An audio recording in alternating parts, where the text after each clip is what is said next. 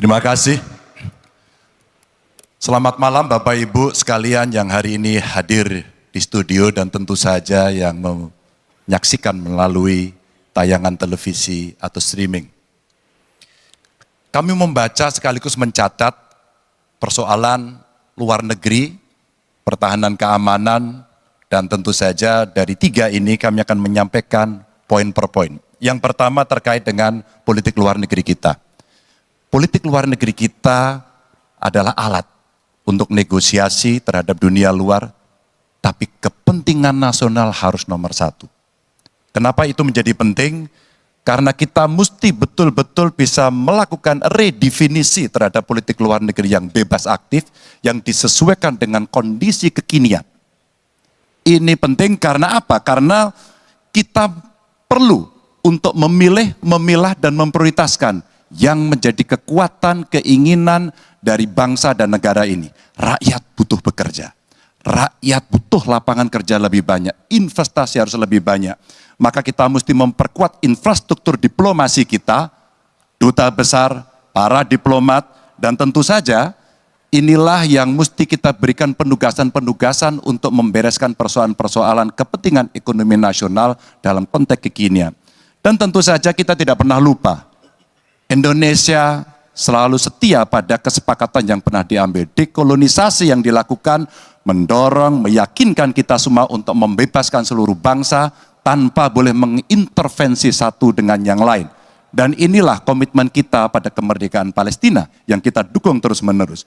Maka kalaulah kemudian itu kita kerjakan, beberapa problem krisis iklim barangkali akan kita selesaikan dengan membawa pola-pola diplomasi sesuai dengan kekinian yang diperlukan.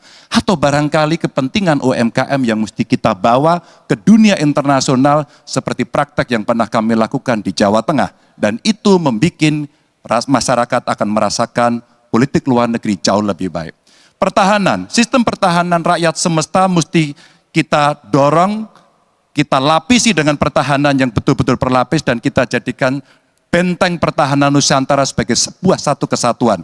Dan kita perlu melakukan penataan gelar pasukan karena IKN menjadi pusat gravitasi baru.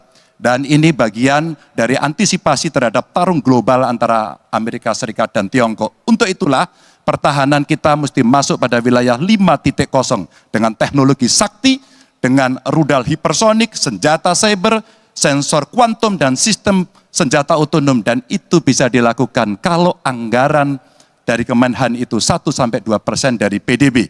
Sehingga MEF kita akan bisa tercapai. Karena ini yang mengerikan, di 2024 saya khawatir ini tidak akan tercapai. Untuk keamanan, terorisme, narkoba, pinjaman online, judi online, kekerasan seksual, ini perlu mendapatkan perhatian termasuk TPPU. Maka reformasi kepolisian betul-betul harus mengantisipasi ini dengan penguatan cyber system kita, termasuk pengembangan SDM cyber yang kuat.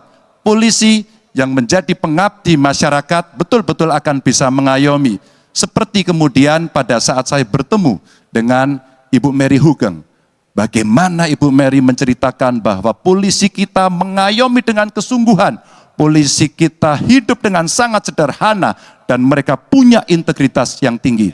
Sebagai anak polisi, saya paham betul, ini sesuatu yang sulit dan pasti akan bisa kita lakukan. Dan tentu saja, inilah capaian-capaian yang akan kita lakukan oleh Ganjar Mahfud. Bismillah, insya Allah kami siap. Baik, terima kasih Bapak Ganjar Pranowo. Kami persilakan kembali ke tempat.